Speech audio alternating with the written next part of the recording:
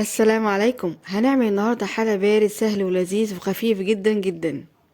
مكوناته كلها بسيطة وسهلة خالص، يعني بدون كريمة او بدون بيض او بدون فرن، كمان هتقدري تعمليه بكل سهولة. مكوناته كلها بسيطة وموجودة عندنا في البيت، وكمان الشكل والطعم بجد روعة. هنعمل مع بعض النهاردة مهلبية الكسر مع جيلي الفراولة، بجد الاتنين مع بعض ميكس هايل جدا في الشكل وكمان في الطعم، من اجمل الحلويات الباردة اللي ممكن تجربوها. تعالوا بقى بينا نبدأ كده بالفيديو على طول علشان نشوف المكونات وكمان طريقة التحضير. بس قبل اي شيء عايزين نعمل لايك وشير للفيديو الجميل ده كده على طول علشان يوصل لاكبر عدد من الناس، وكمان الاشتراك في القناة لو لسه مش مشتركين، وتفعيل زر الجرس علشان يوصل لكم الاشعار بكل وصفات جديدة. تعالوا بينا نبدأ. هنسمي الله، وطبعا المكون الاساسي في الحلة بتاعنا النهارده هي الفراولة. معايا كده كمية من الفراولة هغسلها كويس جدا، وبعد كده هقطعها مكعبات صغيرة بالشكل اللي حضراتكم شايفينه معايا ده. ممكن كمان يا جماعة نستبدل الفراولة بالموز، او ممكن نستخدم الاتنين مع بعض، طعمهم برضو بيبقى هايل جدا. بعد ما جهزنا الفراولة هنجيب بقى الاطباق بتاعتنا او الكوبايات او الكاسات، اي حاجة موجودة عندنا في البيت نقدر نستخدمها، وهنبدأ بقى نضيف فيها كده مكعبات الفراولة اللي احنا كده مقطعناها مع بعض. يعني هنضيف كده في كل طبق حوالي كده معلقتين 3 من قطع الفراولة او مكعبات الفراولة، وده كده هيكون شكلها. هنسيبهم بقى كده على جنب، وتعالوا بقى نشوف هنجهز ايه تاني مع بعض. بعد كده هبدأ اضيف فيه معايا هنا 2 باكو من جيلي الفراولة. بعد ما ضفت جيلي الفراولة هضيف عليهم 2 كوب من الماء المغلي، يكون مغلي معانا كويس جدا يا جماعة. بعد كده هبدأ اقلبهم بقى كويس جدا لحد حبيبات الجيلي ما تدوب معايا تماما، ويكون ده شكلها معانا. لحد هنا والطريقة سهلة جدا خالص، ما فيهاش اي تعقيدات، ومكونات طبعا كلها بسيطة زي ما حضرتك كده شايفين. بعد كده هبدأ اضيف بقى على الجيلي، بعد ما قلبته كويس جدا هضيف عليه كده كوباية من المية المتلجة. انا هضيف بس واحدة يا جماعة، ومفروض اضيف 2، بس انا هضيف واحدة علشان انا حابة كده الجيلي يكون معايا مركز ويكون تقيل شوية. بعد بقى ما اضيف كوبايه الميه المتلجه او الميه الساقعه هبدا اقلبها بقى كويس جدا زي ما حضرتك كده شايفين، وكده الجيلي بتاعنا بقى جاهز. نجيب بقى كده الاطباق او الكوبايات اللي احنا ضايفين فيها كده الفراوله، وهنبدا بقى نضيف كده ليها الجيلي اللي احنا جهزناه مع بعض زي ما حضرتك كده شايفين معايا.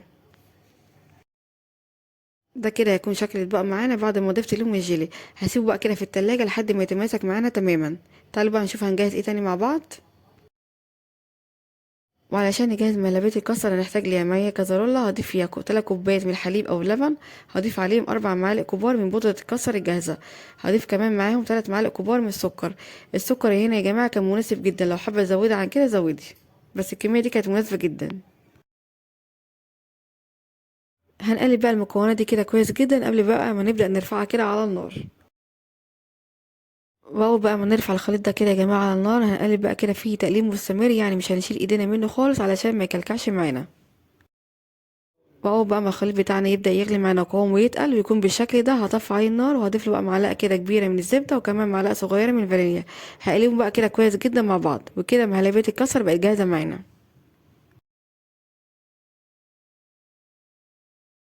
هنجيب بقى الاطباق بتاعتنا كده من التلاجة بعد الجيلي ما تماسك وبقى معانا بالشكل ده، وهنبدأ بقى نضيف عليه مهلبية الكسر اللي احنا جينا جهزناه مع بعض قبل شوية. نحاول كده يا جماعة نضيفها وهي سخنة علشان لو بردت معانا مش هنقدر نضيفها كده بكل سهولة. هبدأ بقى املى الاطباق بتاعتي في الشكل اللي حضراتكم شايفينه معايا ده. هي ما شاء الله سهلة جدا، والطريقة ما فيهاش اي حاجة خالص.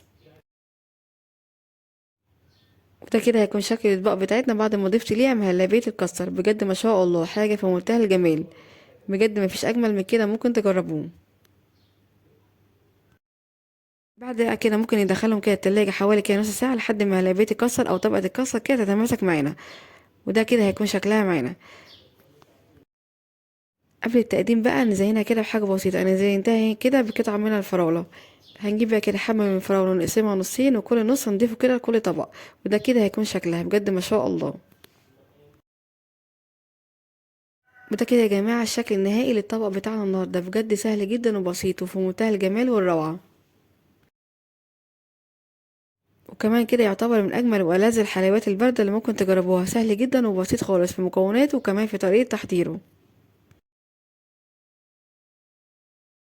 وكمان يا جماعة ممكن نستبدل الفراولة بأي نوع فاكهة احنا بنحبه أو متوفر عندنا في البيت، وكمان ممكن بدل الفاكهة نستخدم البسكوت برضه بيبقى جميل جدا.